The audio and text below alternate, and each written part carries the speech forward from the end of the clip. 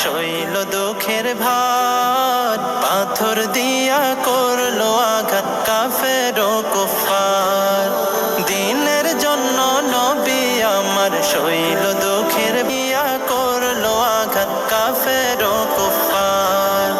তার দিদারে করো প্রভু ধন্য এ তাকদীর, রোজ হাশরে পাই শাফায়াত যেন মদিনা। এমন যেতে চায় মদিনে চায় মদিনা, মদিনা যাব মদিনায় মদিনা, মদিনা এমন যেতে চায়। দিনের জন্য নবী আমার শৈল দুঃখের ভার, পাথ দিয়া করলো আঘাত কাফের ও কুফার। দিনের জন্য নবী আমার শৈল দুঃখের ভার, পাথর দিয়া করলো আঘাত কাফের ও কুফার। দিদারে করো প্রভু ধন্য এ তাকদীর, রোজ হাশরে পাই শাফায়াত যেন নবীজির। এর চেয়ে বেশি গোলাম তোমার কিছুই তো না চায়।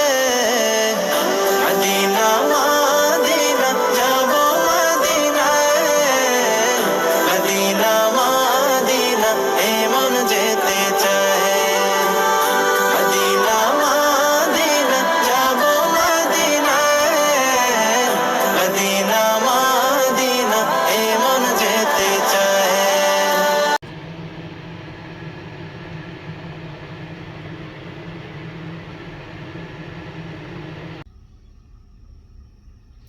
আসসালামু আলাইকুম আপুরা ভাইয়েরা, আমার ছোটো ছোটো কলেজার টুকরা সোনামণিরা, বাবা মায়ের সমান বাবা মায়েরা, আপনারা সবাই কেমন আছেন?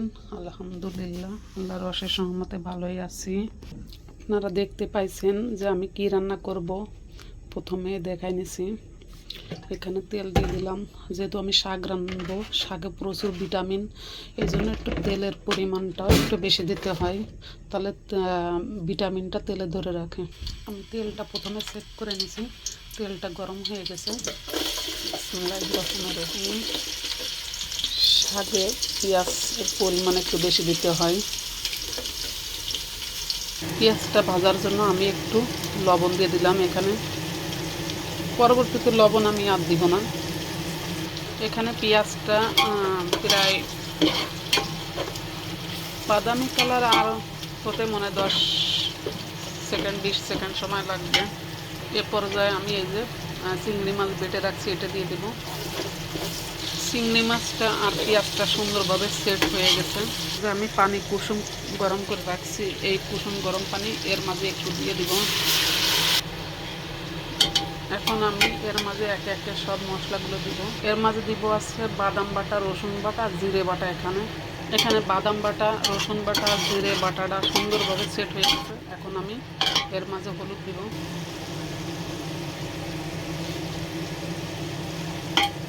এখানে বাদাম দেওয়ার কারণে সুন্দর একটা কালার আসছে, যা দেখলে মনটা জোড়ায় যায় কালারটা।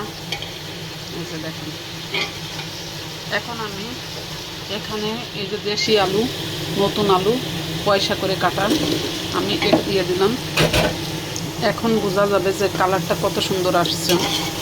আমি আলুগুলো দিয়ে দিছি, কারণ আছে কি যে তাপের যে একটা ধোঁয়া, ওটা এখন কমে গেছে আলু দেওয়ার পরে। আলুর সাথে মশলাটা সুন্দরভাবে কষায় সেট করা হয়েছে। এখন আমি এই যে পানি গরম করে রাখা, এই পানিটা দিব। আমি এর মাঝে এই যে শাকগুলোকে সুন্দর করে উপর দিয়ে দেব। ঝোলে বসায় দিতেছি। এখন আমি ঢাকনা দিয়ে ডেকে দিব। লাউ শাকটা কি অবস্থায় আছে, এই যে আমি এর মাঝে একবার নাড়াচাড়া করে দিছি। এখন 4-5টা কাঁচামরিচ দিছি। কাঁচামরিচের ফ্লেভারটা যাতে তরকারিতে যায়। এখান থেকেও তরকারি থেকেও কাঁচামরিচ, যখন আমার হাজব্যান্ডের বাড়িতে মরিচটা উঠাবো ও খাইবে না কাঁচা মরিচ, মানে তরকারির সাথে থাকলে ওই যে সবাই দাঁতের সাথে পড়ে, যার কারণে অতিরিক্ত মরিচ হয়। উনি এগুলো পছন্দ করে না, তাই ওনার তরকারিটা যখন উঠাবো তখন সাবধানতার সাথে তরকারিটা উঠাবো, যাতে কোনো মরিচের অংশ যাতে ওনার পাতে যাতে না যায়।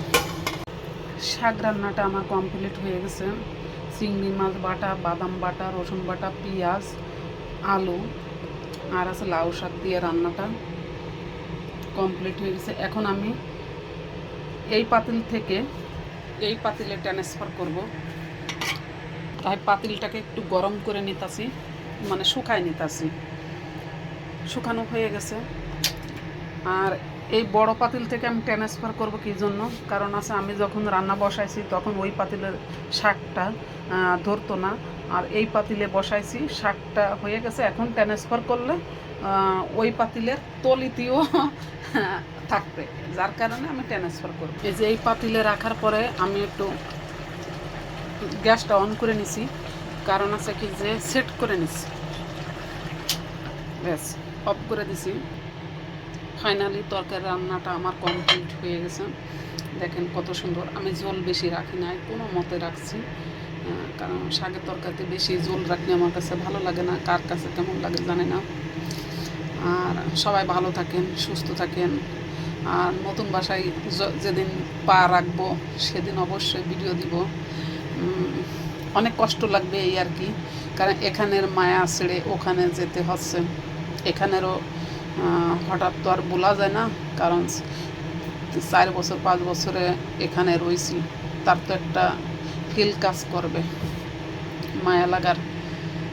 তা সবাই দোয়া করবেন যাতে ওখানে যে স্বপ্ন নিয়ে ওখানে যাচ্ছি, আল্লাহ নাম নিয়ে, যেন আল্লাহ যেন সুন্দর সাবলীলভাবে একবার চলার চেষ্টা যেন করে দেয় আল্লাহ। আর আপনারা সবাই পাশে থাকবেন। সুন্দর সুন্দর ওখানে সুন্দরভাবে কিচেনটা করা হইতেছে, সাধ্যের মধ্যে, সামর্থ্যের মধ্যে যতটুকু আল্লাহ মানে রেডি করতে দিতেছে, আলহামদুলিল্লাহ। কারণ কষ্টের পয়সা দিয়েই সব কিছু করা হইতেছে, আলহামদুলিল্লাহ, তাতেই খুশি থাকবো এই আর কি। ভালো লাগবে আপনাদেরও। তা ভালো থাকেন, সুস্থ থাকেন। আল্লাহ হাফিজ, আসসালামু আলাইকুম।